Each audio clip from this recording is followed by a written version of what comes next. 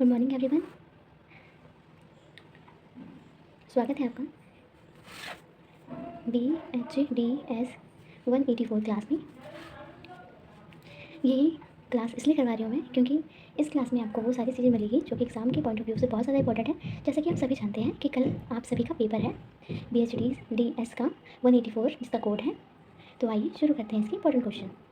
तो पहला important question हमारा रेडियो आकाशवाणी के नए प्रसारण क्या है। ठीक है, मतलब चलो पहले आकाशवाणी का मतलब समझ लेते हैं। आकाशवाणी भारत की प्रमुख सार्वजनिक रेडियो प्रसारण संस्था है जिसका उद्देश्य देश के लोगों तक एक साथ सूचना पहुंचाना है।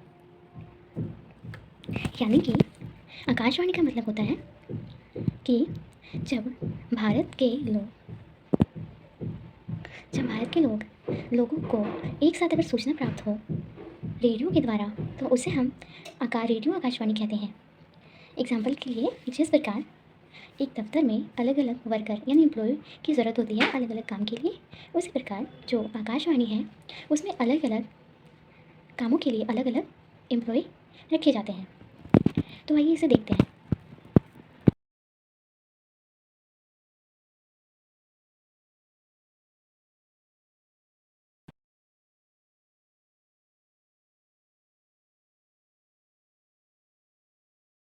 हमारा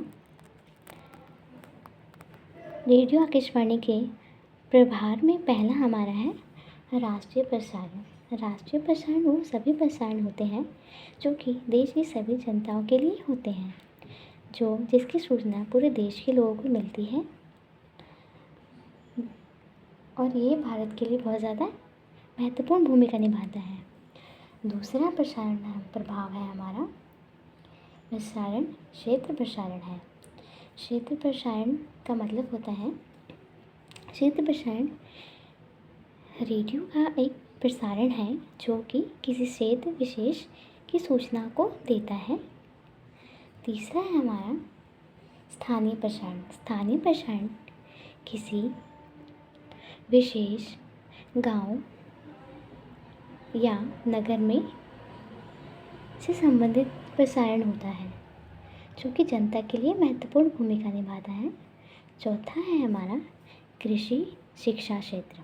कृषि शिक्षा क्षेत्र में वह सूचना प्राप्त होती है, मतलब वो सूचना दी जाती है जनता को जो कि कृषि और शिक्षा से जुड़ी हुई हो।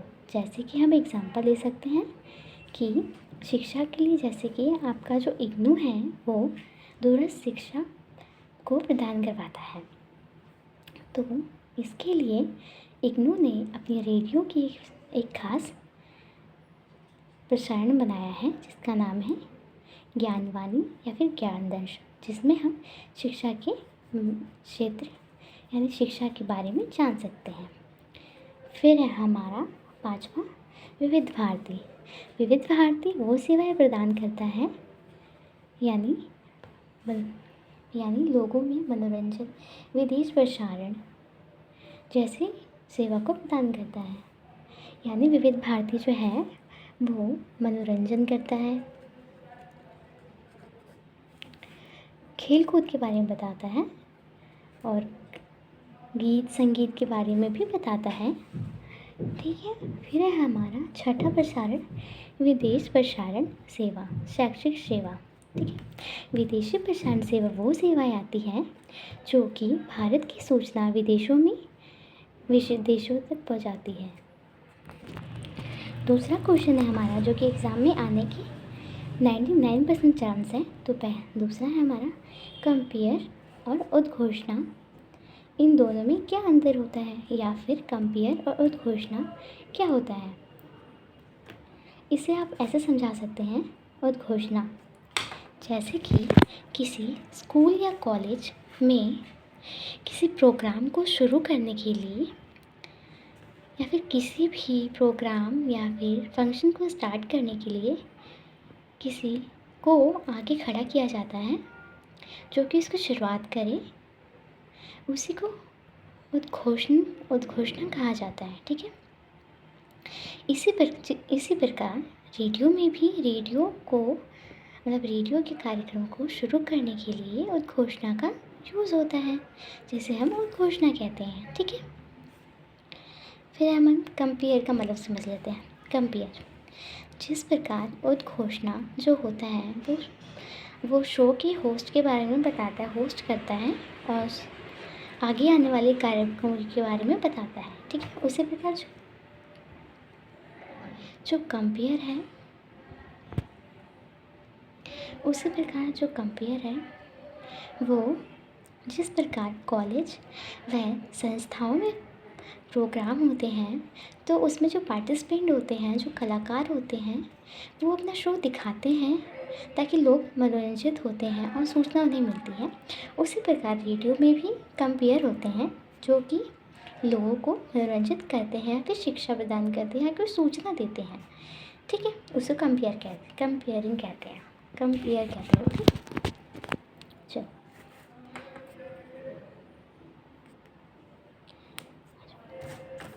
अब इसके बीच में हम अंतर समझ लेते हैं।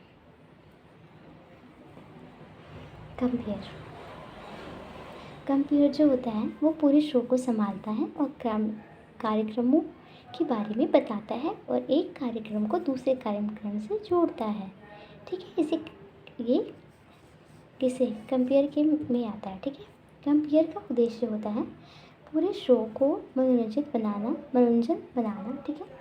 इसमें शैली होती है वो बहुत ही इम्प्रेसिव वाली होती है जो कि विषय जानकारी के लिए ज़रूरी है। फिर है हमारा उद्घोषणा। उद्घोषणा जो होता है वो सूचना देना, यह संदेश औपचारिक रूप से घोषणा करना है। इसका उद्देश्य होता है जनता तक सूचना पहुंचाना। इसकी जो शैली होती है वो औपचारिक भाषा होती है। इसकी जो भूमिका होती है जैसे नोटिस वगैरह को सूचना देना, जो ज़रूरी सूचना हो, ठीक है। तो हमारे 2 क्वेश्चन इंपॉर्टेंट क्वेश्चन हो चुके हैं। अब हम तीसरे इंपॉर्टेंट क्वेश्चन में जाते हैं, ठीक है। दूसरा इंपॉर्टेंट क्वेश्चन हमारा भेंट भत्ता क्या होता है। भेंट भत्ता, भेंट भत्ता मतलब होता है इंटरव्यू।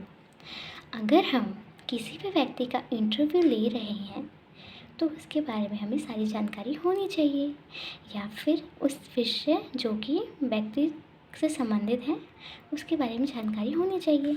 उदाहरण के लिए भेंट भत्ता, जैसे कि अगर हम किसी को आरजे बनाते हैं तो उसको मतलब कौन कौन सी भूमिका होनी चाहिए ये हम उससे पूछ सकते हैं, ठीक है। इसे भेंट भत्ता कहते हैं हम।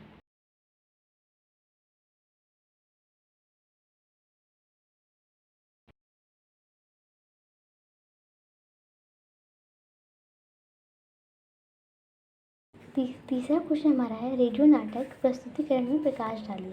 पहले हम समझ लेते हैं रेडियो नाटक का क्या मतलब होता है। रेडियो नाटक का मतलब होता है यह एक श्राव्य माध्यम है जिसमें जो कलाकार होता है वो दर्शकों तक जो कहानी है वो अपनी ध्वनि, संगीत और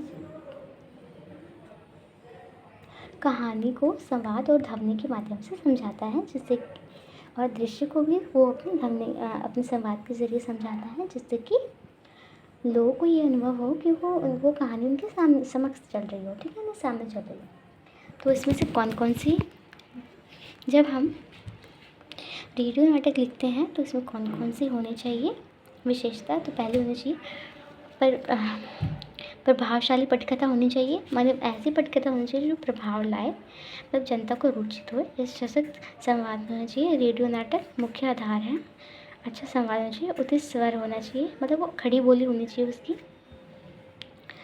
अब वो मुहावरेदार का इस्तेमाल नहीं करना चाहिए। ध्वनि प्रभावों का उपयोग करना चाहिए ताकि लोगों को ये पता लग सके कि खुशी का माहौल है या फिर दुख का माहौल। संगीत का उपयोग करना चाहिए। संगीत का यूज़ हम इसलिए करते हैं रेडियो में क्योंकि अगर हमें दृश्य बदलने हो तो संगीत से हम बदल सकते हैं, ठीक है। स्पष्ट उच्चारण होना चाहिए, मतलब ऐसा नहीं होना चाहिए कि जो व्यक्ति हो वो लड़खड़ा के बोले, एकदम सही बोले, साफ सीधी बोले जो समझ में आ सके, ठीक है। समय का संतुलन, रेडियो में एक मिनट कीमती होता है, तो उसी प्रकार जो समय संतुलित होना चाहिए। 10 से 15 मिनट के बीच में कहानी खत्म होनी चाहिए। निर्देशक की भूमिका, निर्देशक की भूमिका ये रहती है कि 2 या 3 पात्र से ज़्यादा नहीं होने चाहिए, जिससे लोगों को कन्फ्यूजन या फिर समझने में आसानी हो। शुद्ध उच्चारण होना चाहिए, संगीत होना चाहिए। फिर हमारा जो तीसरा क्वेश्चन है वो ये है, नई सेवाओं में श्रोता तक सूचना, शिक्षा और मनोरंजन को अधिक सस्ता बनाया है पहुंचाने की महत्वपूर्ण भूमिका। इसमें ये है कि रेडियो में बहुत सारे बदलाव अब देखे गए हैं। रेडियो को हम अगर एफएम के ज़रिए भी सुन सकते हैं, इंटरनेट रेडियो भी चलता है, और मोबाइल रेडियो जो कि मोबाइल के माध्यम से सुना जा सकता है। विशेष समाचार और शिक्षा सेवा जैसे टीवी वगैरह में हम सुन सकते हैं रेडियो को। अब एंटीना की कोई ज़रूरत नहीं होती रेडियो के लिए, पॉडकास्ट से भी हम सुन सकते हैं। नेक्स्ट क्वेश्चन है हमारा, रेडियो नाटक क्या होता है? रेडियो नाटक, आइए जानते हैं रेडियो नाटक क्या होता है। रेडियो नाटक एक श्रव्य माध्यम है। इसमें चेहरा, वेशभूषा, चेहरे व हाव भाव का प्रकाश व्यवस्था जैसी कोई दृश्य नहीं दिखते हैं। इसमें श्रोता अपने मन की शक्ति से नाटक का दृश्य अपने मन में बना लेता है। इसे अंधे का सिनेमा तथा मन का रंगमंच भी कहा गया है। यानी सीधा सीधा इसका मतलब है कि रेडियो नाटक वह नाटक होते हैं जो कि संवाददाता अपने दर्शकों को यानी श्रोताओं को रेडियो के ज़रिए यानी अपनी ध्वनि और संगीत के ज़रिए श्रोताओं के मन में उसको अनुभूति करवाता है नाटक की। ठीक है, इसे रेडियो नाटक कहते हैं। रेडियो नाटक के तत्व, तो रेडियो नाटक के पहला तत्व है कथानक, जिसे इंग्लिश में प्लॉट कहते हैं। कथानक, इसमें ये होता है बच्चों कि रेडियो नाटक जो है वो ज़्यादा लंबा नहीं, कहानी ज़्यादा लंबी ना होनी चाहिए, क्योंकि पात्रों की संख्या और सीमित होनी चाहिए ताकि सुनने वालों को भी दिलचस्पी हो। दूसरा है हमारा पात्र यानी कैरेक्टर्स। कैरेक्टर्स रेडियो नाटक में 2 या 3 से ज़्यादा नहीं होने चाहिए। ये क्यों नहीं होने चाहिए? क्योंकि अगर 2 से या 3 से ज़्यादा होंगे तो लोगों में, सुनने वालों को कन्फ्यूजन हो सकती है। ठीक है। संवाद सरल और सहज होने चाहिए, खड़ी बोली नहीं होनी चाहिए। ध्वनि का प्रभाव, नाटक में ध्वनि का प्रभाव किसी भी लोगों के सामने घटित हो रहा हो। ठीक है, ध्वनि का यूज़ होता है रेडियो नाटक में कि यह दिखाता है कि खुशी का माहौल है या गम का माहौल। उस प्रकार संगीत का भी यूज़ करते हैं ताकि लोगों कोई भी दृश्य बदलने के लिए संगीत का इस्तेमाल करना चाहिए, ताकि लोगों को पता चले कि कहानी में कैसा माहौल है। ठीक है, तो ये है रेडियो नाटक और रेडियो नाटक के तत्व। पहला प्लॉट यानी कथानक, दूसरा है हमारा पात्र, संवाद, ध्वनि का प्रभाव और संगीत। ये 4 तत्व होते हैं। रेडियो नाटक की विशेषताएं क्या है? यह पूरी कहानी पर आधारित होता है, मतलब इसमें कोई अलग से कहानियाँ नहीं जोड़ी जाती हैं। ये पहले लिखी जाती है फिर सुनाई जाती है। इसी कहीं भी गाड़ी चलते फिरते या फिर कहीं भी सुन सकते हैं। इसकी भाषा बहुत ही आम बोलचाल वाली होती है। रेडियो नाटक रंगमंच में अंतर, ये हमारा इम्पोर्टेंट क्वेश्चन है। रेडियो नाटक और रंगमंच में मुख्य तकनीक और व्यवहारिक अंतर। रेडियो नाटक, पहले हम इसका माध्यम जानते हैं। रेडियो नाटक जो होता है ये एक श्राव्य माध्यम होता है। ये दृश्य निर्माण नहीं करता। ठीक है, यही दृश्य निर्माण ये मन में करता है श्रोताओं के। जो रंगमंच होता है ये दृश्य व श्राव्य माध्यम दोनों होता है। रेडियो नाटक कंपेयर के जरिए सुनाया जाता है और रंगमंच वेशभूषा, दृश्य, पर्दे, मंच, वेशभूषा और लाइटिंग के सीधे आंखों के सामने प्रस्तुत होता है, यानी कि स्टेज पर परफॉर्म होता है। ठीक है, पात्रों की संख्या, जो रेडियो नाटक है उसमें पात्रों की संख्या 2 या 3 से ज़्यादा नहीं होनी चाहिए, ताकि लोगों को कन्फ्यूज़न ना हो कि कौन बोल रहा है कौन नहीं बोल रहा है। ठीक है, इसलिए फिर हमारा रंगमंच में क्या होता है, पात्रों की संख्या सीमित अधिक भी हो सकती है, क्योंकि लोगों के सामने घटित हो रहा है कोई भी चीज़, तो उसे याद करने में ज़्यादा, मतलब समझने में लोगों को तकलीफ नहीं होती है, इसलिए इसमें कम होते हैं, इसमें ज़्यादा होते हैं पात्र। अभिनय, सारा अभिनय पात्रों के उतार चढ़ाव पर निर्भर करता है। यानी रेडियो पे जो जितना भी अभिनय है वो रेडियो के बात के उतार चढ़ाव पर निर्भर करता है। रंगमंच में अभिनय में चेहरे की हाव भाव, शारीरिक भाषा का महत्व होता है, यानी वो एक्सप्रेशन भी देते हैं। ठीक है, समय का स्थान, रेडियो में समय का स्थान बहुत ही ज़्यादा सीमित होता है, तो उसमें उसको सीमित समय में बहुत सारी बात कहनी पड़ती है। वहीं रंगमंच में जो सीमित समय नहीं होता, वो बार बार कहानी को लंबा भी बढ़ा सकते हैं। इसमें रंगमंच जो है वो बहुत आसानी से चेंज हो सकते हैं, क्योंकि इसमें रंगमंच को चेंज करने के लिए मतलब रेडियो नाटक के दृश्य को चेंज करने के लिए ध्वनि का उपयोग होता है, और इसमें रंगमंच में आसानी से स्टेज को बदला नहीं जा सकता।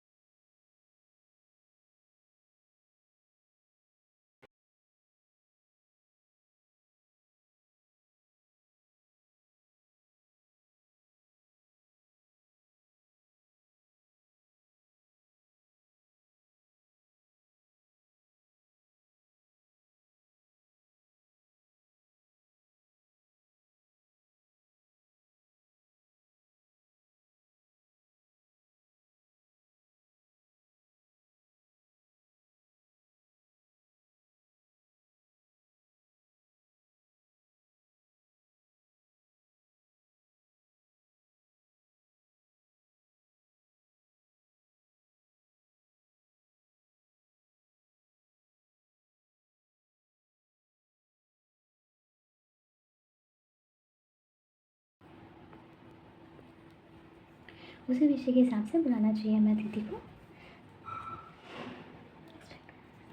दूसरा हमारा शोध रिसर्च। इंटरव्यूअर लेने वाले को वो सारी चीज़ें बारे में पता होनी चाहिए जो कि इंटरव्यूअर मतलब उससे पूछने वाला है। प्रभावशाली प्रश्न तैयार करने चाहिए, ऐसे प्रश्न तैयार करने चाहिए जो कि लोगों से जुड़ी हुई हो। दूसरा है फिर है लचीलापन।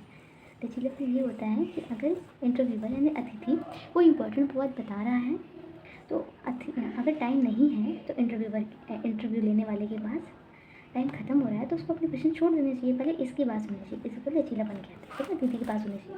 फिर हमारा क्वेश्चन है रेडियो रूपक क्या होता है। तो रेडियो रूपक क्या होता है, ठीक है। पहले हम रेडियो को समझते हैं।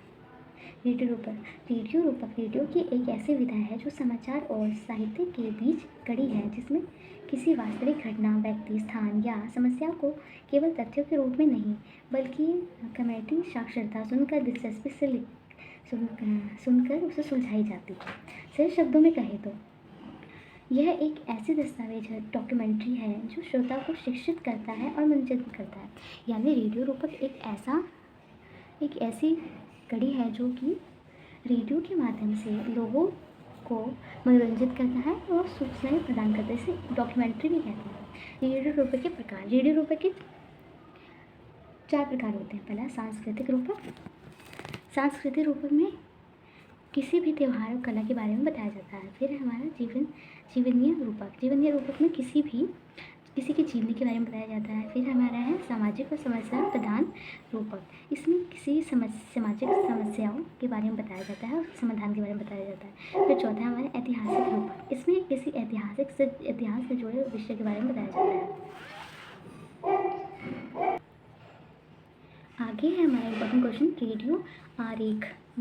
रेडियो आरेख के मुख्य गुण और दायित्व क्या होने चाहिए। रेडियो आरेख का मतलब होता है आरजे। क्या होता है तो आरजे होता है।